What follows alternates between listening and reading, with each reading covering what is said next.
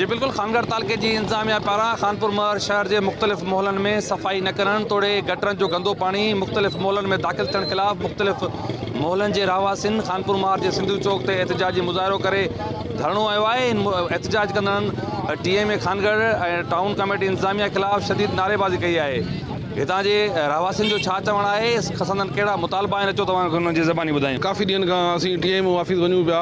शहर जेको आहे गंदगी जो ढेर थी चुको आहे, का बि सफ़ाई नथी कई वञे ऐं प्लस में जेके शहर जी मालिकी जी दावा कंदड़ आहिनि, दावा त कई पई वञे शहर जी मालिकी जी, पर उहा दावा नज़र न पई अचे। असांखे तकलीफ़ इहा आहे, शहर में न साफ़ सुथराई आहे, न गंद कचिरो आहे, न नेकाल वग़ैरह बि कोन्हे। असां परेशान आहियूं नेकाल वॾे लाइ।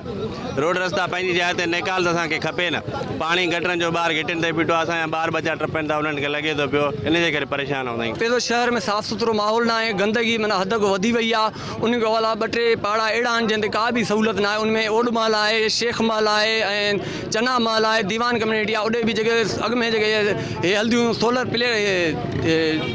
लाइटूं जेके हल्दियूं हुयूं उहे बि नाकारा थी चुकियूं आहिनि। उन्हनि जो बि को बि अहिड़ो को निज़ाम न आहे। असां DC घोटकी खां मुतालबो कयूं था त जल्द इन शइ जो नोटिस वठे।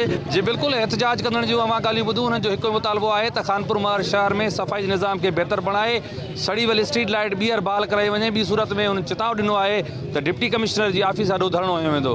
कैमरामैन अली जान सां गॾु साहिल काज़ी, सिंध TV न्यूज़, खानपुर महर।